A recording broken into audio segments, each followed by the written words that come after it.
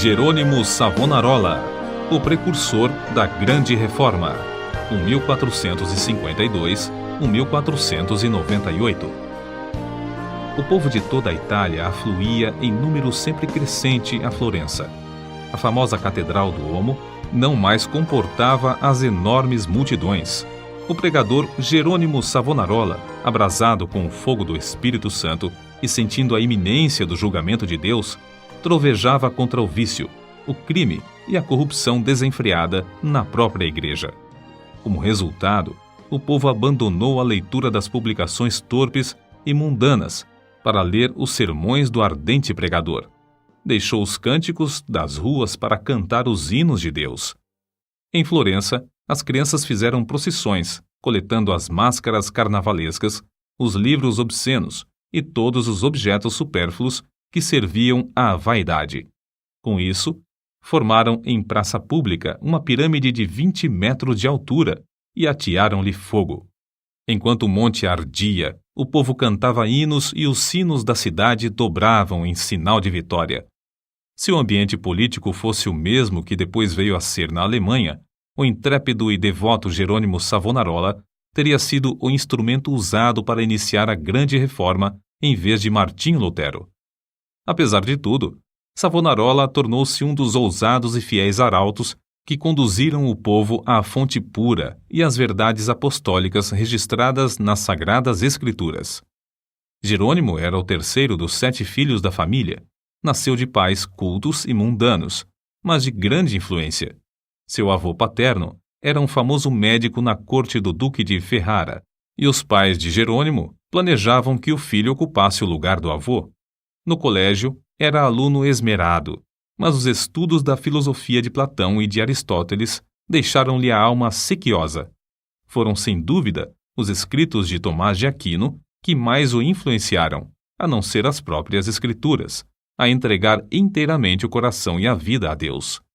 Quando ainda menino, tinha o costume de orar, e ao crescer, o seu ardor em orar e jejuar aumentou. Passava horas seguidas em oração. A decadência da igreja, cheia de toda qualidade de vício e pecado, e ainda o luxo e a ostentação dos ricos, em contraste com a profunda pobreza dos pobres, magoavam-lhe o coração. Passava muito tempo sozinho nos campos e à beira do rio Pó, em contemplação perante Deus, ora cantando, ora chorando, conforme os sentimentos que lhe ardiam no peito. Quando ainda jovem, Deus começou a falar-lhe em visões. A oração era a sua grande consolação. Os degraus do altar, onde se prostrava horas a fio, ficavam repetidamente molhados de suas lágrimas. Houve um tempo em que Jerônimo começou a namorar certa moça florentina. Mas quando ela mostrou quanto era desprezível que um membro de sua orgulhosa família Strozzi pudesse se unir a um Savonarola, Jerônimo abandonou para sempre a ideia de casar-se. Voltou a orar com crescente ardor. Enjoado do mundo, desapontado acerca dos seus próprios anelos, sem achar uma pessoa compassiva a quem pudesse pedir conselhos, e cansado de presenciar as injustiças e perversidades que o cercavam, coisas que não podia remediar, resolveu abraçar a vida monástica. Ao apresentar-se no convento, não pediu o privilégio de se tornar monge, mas rogou que o aceitassem para fazer os serviços mais vis, da cozinha, da horta e do mosteiro. Na vida do claustro, Savonarola passava ainda mais tempo em oração, jejum e contemplação perante Deus. Sobrepujava todos os outros monges em humildade, sinceridade e obediência, sendo apontado para lecionar filosofia, atividade que exerceu até sair do convento. Depois de passar 7 anos no mosteiro de Bolonha, Jerônimo foi para o convento de São Marcos em Florença. Grande foi o seu desapontamento ao ver que o povo florentino era tão depravado como os dos demais lugares. Até então ainda não reconhecia que somente a fé em Deus salva o pecador. Ao completar 1 ano no convento de São Marcos, foi apontado instrutor dos noviciados e, por fim, designado pregador do mosteiro. Apesar de ter ao seu dispor uma excelente biblioteca, Savonarola utilizava-se mais e mais da Bíblia como seu livro de instrução. Sentia cada vez mais o terror e a vingança do dia do Senhor que se aproxima e, às vezes, entregava-se a trovejar do púlpito contra a impiedade do povo. Eram tão poucos os que assistiam às suas pregações que Savonarola resolveu dedicar-se inteiramente à instrução dos noviciados. Contudo, como Moisés, não podia escapar à chamada de Deus. Certo dia, ao dirigir-se a uma feira, teve repentinamente uma visão dos céus abertos por onde passavam, perante seus olhos, todas as calamidades que sobrevirão à igreja. Então, lhe pareceu ouvir uma voz do céu ordenando-lhe anunciar aquelas coisas ao povo. Convicto de que a visão era do Senhor, começou novamente a pregar com voz de trovão. Sob a nova unção do Espírito Santo, a sua condenação ao pecado era feita com tanto ímpeto que muitos dos ouvintes, ao fim da prédica, saíam andando atordoados, sem falar, nas ruas. Era coisa comum, durante seus sermões, homens e mulheres de todas as idades e de todas as classes romperem em veemente choro. O ardor de Savonarola na oração aumentava dia após dia, e sua fé crescia na mesma proporção. Frequentemente, ao orar, caía em êxtase. Certa vez, enquanto sentado no púlpito, sobreveio-lhe uma visão durante a qual ficou imóvel por 5 horas. Nesse período, todos os presentes à igreja contemplaram o rosto do pregador brilhando. Em toda a parte onde Savonarola ministrava, seus sermões contra o pecado produziam profundo terror. Os homens mais cultos começaram então a assistir às pregações em Florença. Foi necessário realizar as reuniões na Duomo, onde continuou a pregar durante 8 anos. O povo se levantava à meia-noite e esperava na rua até a hora de abrir a catedral.